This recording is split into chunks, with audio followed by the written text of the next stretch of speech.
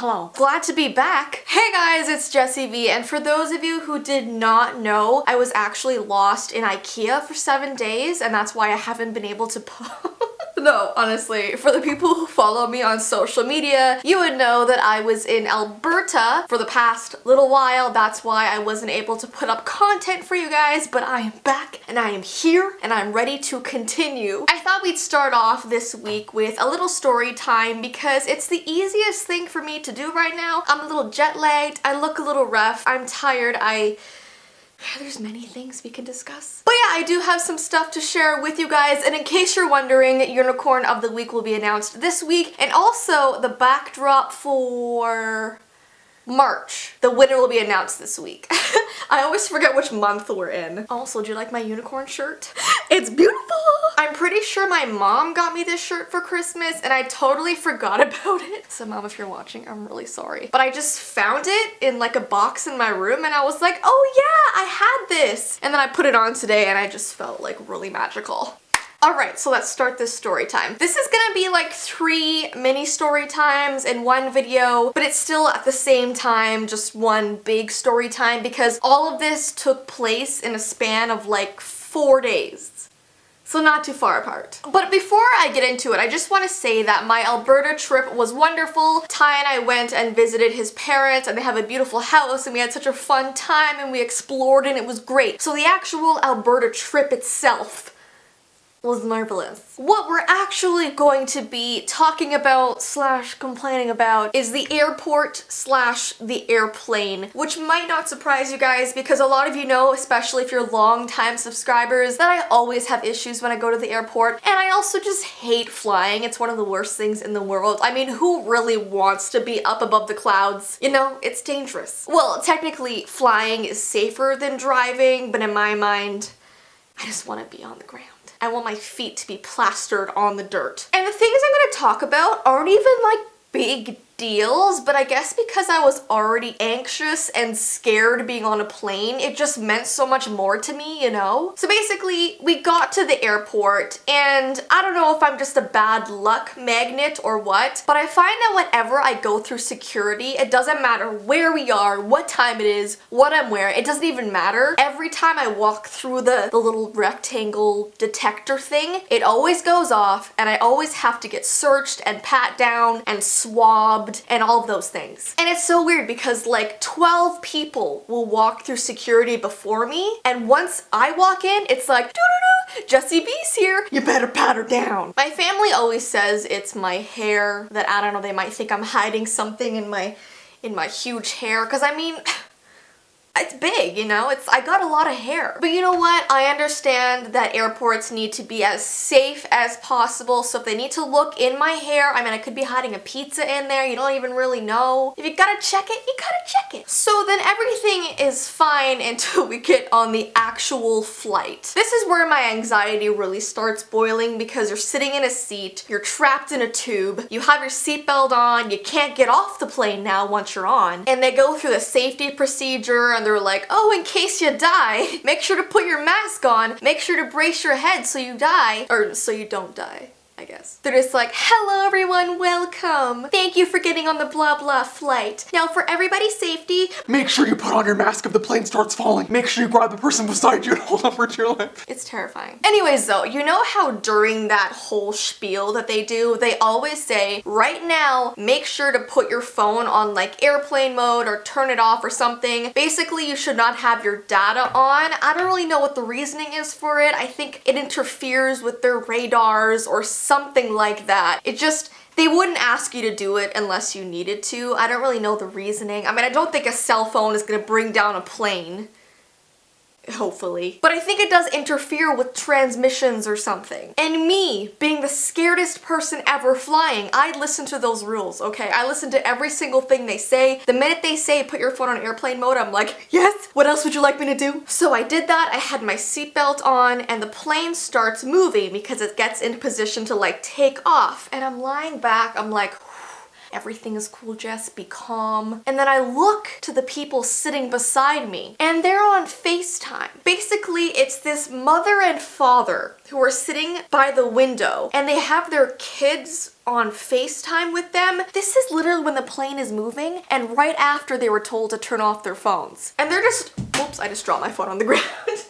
I'm getting too excited. And they're just talking to their kids on FaceTime like, honey, we're on the plane right now. It's currently moving maybe 10 kilometers an hour. And they're literally almost like those sports people who describe everything that's happening. You know when you watch hockey? Like, oh, Peter got the puck and now he's going for the net. Whoa, he's almost scored. You know that? They were like, okay, kids, so as you can see out on the window, there is just gravel. You know, we're still by the airport. As you can see, that's a guy who works out there and we're still going about 10 kilometers an hour. And they're just saying the same thing over and over. And the kids are literally enjoying it. Like they're like, oh my God, show me more. I want to see more tarmac, yeah. If my parents FaceTimed me while they were on a plane and they're like, look out the window, we're barely moving, I'd be like, is this necessary or can I go now? Cool, like enjoy your flight, like cool, but like I've been on a plane before, so it's fine, bye. And I get like if your kids have never been on a plane before and they want to see what it's like, but there's a function on your phone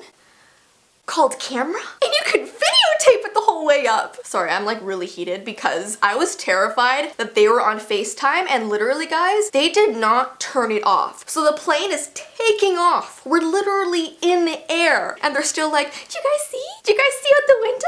Do you see we're in the air? Do you see that we're not listening to instructions right now?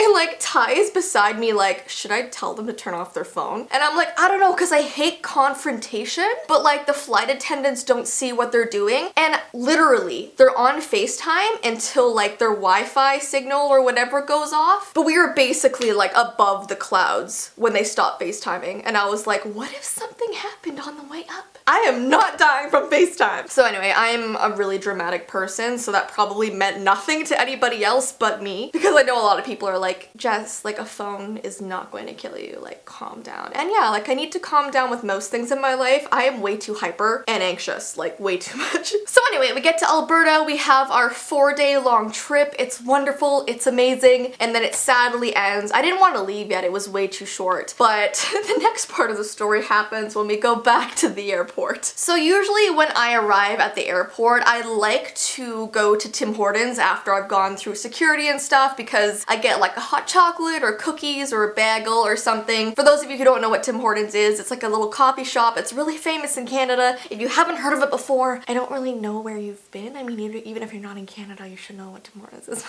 If you don't, it's fine. So it was a rather lengthy line because, you know, it's in the airport. There's a lot of people traveling, a lot of people wanting coffee and all kinds of stuff. So we're just waiting in this Tim Hortons line and it's fine because we have like an hour and a half to kill. Like we have a lot of time. And there's this poor guy. He's the only one working the entire Tim Hortons. He's literally taking orders. He's making the sandwiches, making the coffees. He's there all by himself and he looks like a sort of a young guy. So he looks flustered and overwhelmed. And I was telling Ty, I'm like, poor guy, like he's here by himself and there's a huge line and I don't know why his boss would do that. Like put more people out there. But then this woman, okay, this woman comes up to the counter, like literally butts everybody in line. There's like 17 people in line. She butts them all, goes right up to the counter in front of this guy with her sandwich, plops it down in front of him and she's like, you did my order wrong. And he's like, oh, sorry, miss. Like he's being really polite, he's apologetic and he's like, what did I do wrong? And she's like, you put salad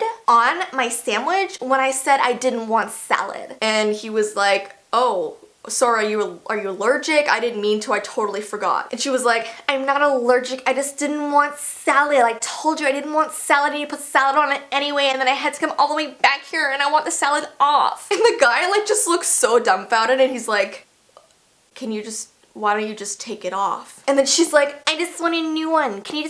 I just want a new one without the salad on it, please. Can you just make me a new one now? And she kept doing this with her hands, like, I don't know, pronto, do it pronto. And I'm sitting there and I'm like, oh my gosh. So she's not allergic to the salad. Why didn't you just take it off? I mean, whenever I go to restaurants or like fast food places, I always ask for them to take off the tomatoes because I just don't like the taste of tomatoes, the smell of them. I don't like them. They're all watery and stuff. And a lot of the time, like 9 times out of 10, they still put the tomato on, but it takes 2 seconds to just be like, oh, let me just remove that instead of making a big scene. And I get if you're allergic to something, because that puts a whole nother spin on things. You can't have what you're allergic to touch to the rest of your food. But if you're not allergic, remove it yourself. It's really not a big deal. There's a 17 people line over here. We just want to get our food. We just want to get on the plane. And this lady's like making a bitch. She's, hello, I don't want the salad. Oh my goodness, I'll just never understand people like that, and like how rude she was to him, and she's banging on the table and doing this, and he's just like,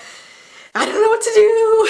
I felt so bad. Anyways though, we get on the plane finally, and I'm sitting down, I'm thinking no one's on FaceTime, everything's good, everyone has their phone away, I'm leaning back, it's in the evening so the lights are dimmed, and I'm like, I am just ready to fall asleep. I was so exhausted, and if I try and sleep on a plane, the time goes by faster and I'm not as scared because like I'm sleeping, you know, I'm unconscious. So I close my eyes, and just as I'm about to drift off into beautiful dreamland, I hear the sound.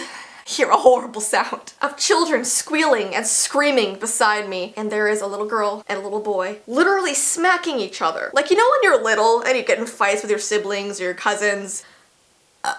They were literally sitting on the plane doing this to each other, like smacking each other hard and like pulling each other's hair and screaming, and the mother sitting beside them is literally like this.